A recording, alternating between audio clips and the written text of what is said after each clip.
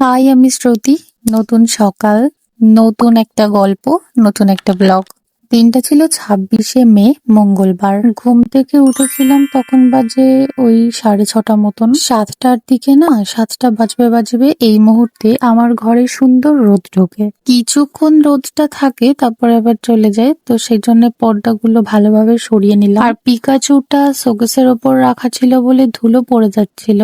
তো আমার বিছানায় থাকলে আমি নাড়াচাড়া করি, সেরকম একটা ধুলো পড়বে না, তাই বড় বোতলটার ওপরেই রেখে দিয়েছি। আর আমি রোজ এই 1 লিটারের বোতলটা থেকেই জল খাই, আর সকালবেলাতে প্রত্যেক দিন 500-র বেশি জল খাই। ইউটিউবে আমার নিজস্ব ব্লগের 2 নম্বর যে ব্লগটা আমি বানিয়েছিলাম হেয়ার গ্রোথ ট্রিপস নিয়ে, সেইখানেও আমি বলেছিলাম ত্বক আর চুল দুটোর জন্যই জলটা খুব ইম্পর্টেন্ট। নিচের গাছে না আজকে 3-4টে মতো নীলকণ্ঠ ফুটেছিল, আর ছাদে গিয়েছিলাম কিন্তু ভিডিও করিনি। পুজো দিতে গেলে না হাতে 1 ঘন্টা টাইম রাখতে হয়, কারণ সকালবেলাতে উঠে আমাদের প্রচুর ফুল ফোটে তো গাছে, নিচে ওপরে সব মিলিয়ে প্রচুর ফুল হয়। এই যে দড়ি দিয়ে বাঁধা দেখছো না, এখানে 17-18খানা নয়নতারা গাছ আছে। ওখানে সাপ ঢুকে বসে থাকতো, কেউ টের পেত না। রাস্তা দিয়ে লোক যাতায়াত করে, তো তারা বলেছিল বলে মা আবার এক জায়গায় করে, যেহেতু অনেক ফুল ফোটে ওই গাছগুলোতে, সেই জন্য গাছগুলো বেঁধে রেখে দিয়েছে।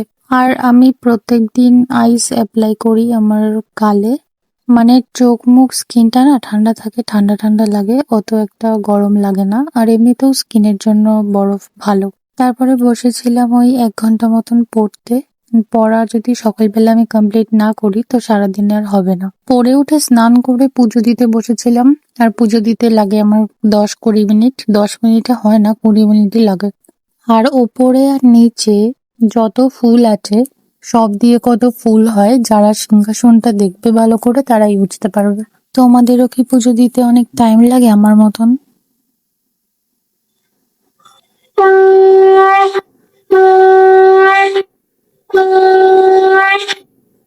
হয়ে গেছে পুজো দেওয়া। চা খাওয়ার সময় দেখো আমাদের গুবলুর ডেলি রুটিন, মা বাবার সাথে সে চা খায়।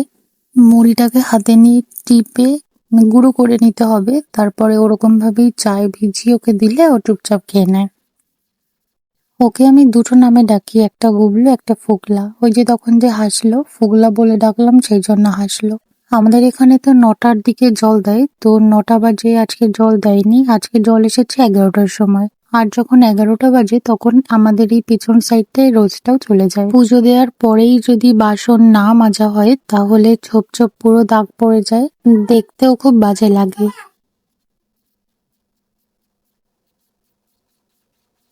আজকে কাকিমা মাংস করেছিল, তো মাংস দিয়েছিল, তাই ভাত আর মাংস দিয়ে খেলাম দুপুরবেলাতে। খাওয়ার পরে শুয়েছিলাম, আর শুয়ে থাকি বা বসে থাকি আমি দুপুরবেলায় সব পর্দা টেনে দিই, যাতে গরম ভাবটা ভেতরে না ঢুকতে পারে। আজ 5:30 থেকে পড়া ছিল, তো আমি শুয়েছিলাম, ঘুমাইনি আজকে।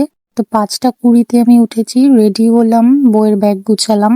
আজ বাড়ির থেকে বেরিয়েছিলাম 5টা 40-এ। আমাদের বাড়ির একদম কাছেই স্যারের বাড়ি, পাড়ার সামনে। প্রাইভেটের থেকে আসার সময় আমি ব্যাগে মুদিখানার কিছু বাজার করার ছিল, তো সেগুলোই নিয়ে আসলাম।